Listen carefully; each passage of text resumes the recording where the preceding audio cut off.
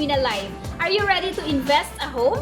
In this video, you will know a lot of tips on how you can actually start building your real estate investment. Can't seem to get approved for a new credit card loan.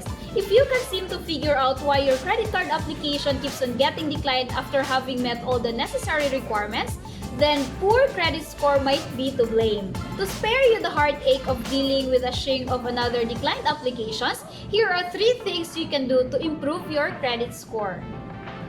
First, get a credit card early and use it responsibly. Getting a credit card ASAP is one of the best ways to demonstrate to banks how financially responsible you are. Make a good impression by using your credit card to make purchases that you can pay off on time. Second, avoid late payments. Sounds easy enough, right? However, there may be times that you won't be able to pay your monthly dues. May it be due to emergencies, financial incapacity, or even just forgetting to pay altogether. Make a habit of paying your bills early, or better yet, pay it twice a month. Finally, pay off debts or keep them to a minimum. Obviously, paying off debts can help improve your credit score. But if settling all your balances in one go is impossible at the moment, then you should at least keep it to a minimum or a manageable amount. Your credit score says a lot about you. It shows your payment habits and your responsibility of repaying your debts. More importantly, it gives bank good impression on whether or not you know how to borrow money. This is why, aside from monthly income, banks look at your credit score before approving your loan or card application.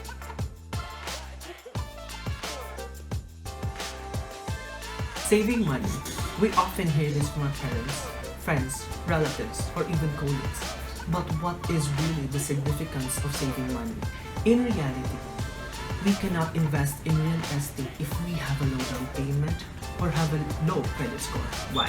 For the reason that these two are the most essential when it comes to investing. Approximately 5 to 10% down payment is a must-have. You must obtain the income, the right income, and lastly, you must have a good credit score for you to have a reasonable rate. There are many considerations to avail your own home. And to be sure of choosing the best model unit for you, one important thing to consider is your monthly income or your capacity to pay. To know what's best for you, one must consider the age, income, and employment. What is pre-qualification? Pre-qualification is an initial evaluation of an applicant to know if they are qualified. When it comes to buying a home, not knowing your budget or how much will be granted to you will affect your purchasing power.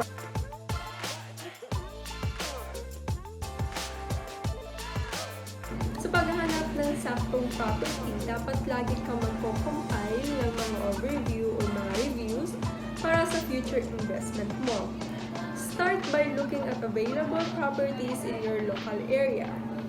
In Lumina Homes, we are available in over 54 locations nationwide, all over Luzon, Visayas, and Mindanao, kaya naman very accessible in your preferred area. You should also check the neighborhood and the property is situated in. Last but not the least, look at the properties that were sold recently in the area. Recent sales activities can give you a better idea of a current sale prices and how well properties are selling.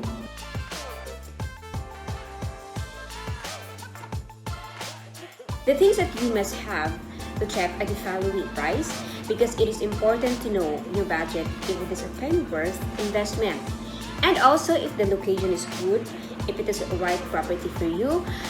In short, you must have this list which you're going to consider before investing on a property. So word of mouth is one of the best methods for finding wise real estate deals. So how does this work?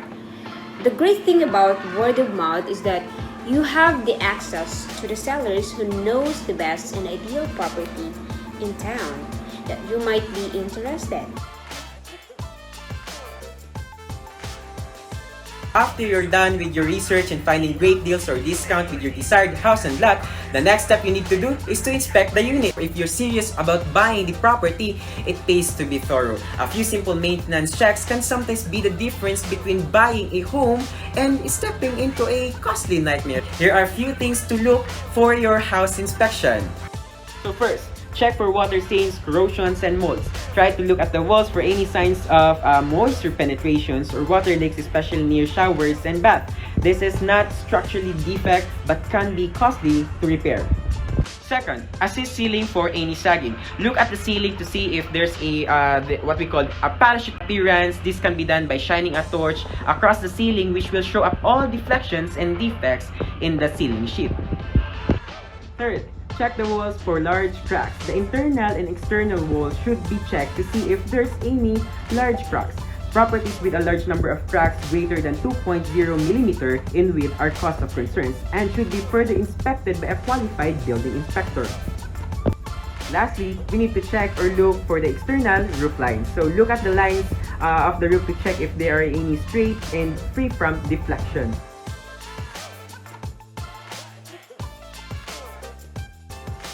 Now the start of getting your dream home investment, and it only takes more or less than 20 minutes. By paying the reservation fee, submission those reservation documents like 2 valid IDs and proof of income. This is the most exciting part, the home renovations. This is not only how you customize everything and how you maximize your space, but of course, this is also about upgrading your investment, adding value to your home investment. After that, you might also want to open it for sale with higher value, or you can rent it out.